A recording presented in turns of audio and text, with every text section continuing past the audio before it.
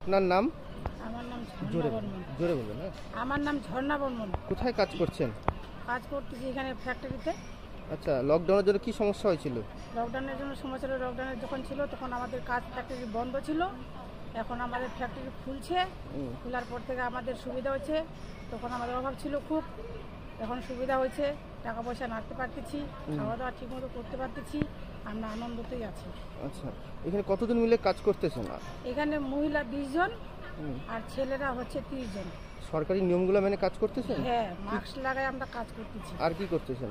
আর নিয়ম হচ্ছে আমরা সব সময় সাবান দিয়ে পরিষ্কার করে হাত ধুই। হাত ধোন নাকি? সবাই সামাজিক দূরত্ব বজায় রাখেন? হ্যাঁ। কাজগুলো করতেছে নাকি? হ্যাঁ। এই কাজটা শুরু হতে তাহলে আপনাদের উপকৃত হলো। হ্যাঁ। আপনার নাম? প্রদীপ দেব শর্মা। আপনি কি পদে রয়েছেন এখানকার?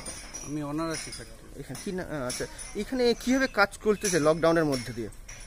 লকডাউনের মধ্যে এখানে ডিস্টেন্স মেনটেন করে হাত স্যানিটাইজার করছে, সাবানের অভাব নেই, সাবান দিয়ে বারবার হাত ধুচ্ছে, মাস্ক আছে, কাদো যদি হারিয়ে যায় বা ছিঁড়ে যায় আমাদের এক্সট্রা আরও আনা আছে, তারা ম্যানেজারের কাছে রাখা আছে বলে তারা নিয়ে নিচ্ছে তাদের কাছ থেকে।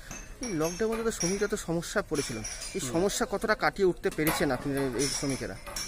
প্রথমে লকডাউনের জন্য কিছুদিন বন্ধ থাকার পর আমরা অ্যাডভান্স ফার্স্ট ওদের অসুবিধা হয় খুব, আমাদের কাছে অ্যাডভান্স একবার দুবার তিনবার আমরা অ্যাডভান্স দিতে থাকি। তারপর তো আমাদেরও একটা সময় টাকা শেষ হয়ে যাচ্ছে, এতজন শ্রমিক অ্যাডভান্স কতদিন দেবো। তারপর আমি অন্যান্য জায়গায় ফোনাফোনি করলাম যে এটা তো এসেন্সিয়াল গুডস আছে, এটা তো চালানো যায়, এবং কি এই সাবানটা সবারই করোনা ভাইরাসের জন্য হাত ধোয়া এবং পরিষ্কার পরিচ্ছন্ন থাকার জন্য খুব প্রয়োজন আছে।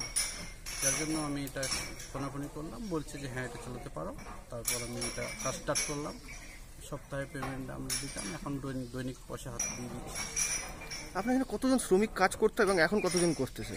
30 জনের মতন করতে, এখন আপাতত 15 জন করছে। এক সপ্তাহ পরে আবার চেঞ্জ হয়ে যাবে, ওদেরও আবার সকলে যত কাজে পায়, সকলে যেন কাজ পায়, সেজন্য শিফটিং করতেছেন নাকি? তাতে আপনি কি মনে করছেন কতটা শ্রমিকরা উপকৃত হচ্ছে? না, শ্রমিকরা উপকৃত হচ্ছে। একটা সময় তো অর্থের অভাব হয়েছিল লকডাউনের কারণে। এখন এদের কোনো অসুবিধা নেই, এদের সব ঠিক হয়ে গেছে।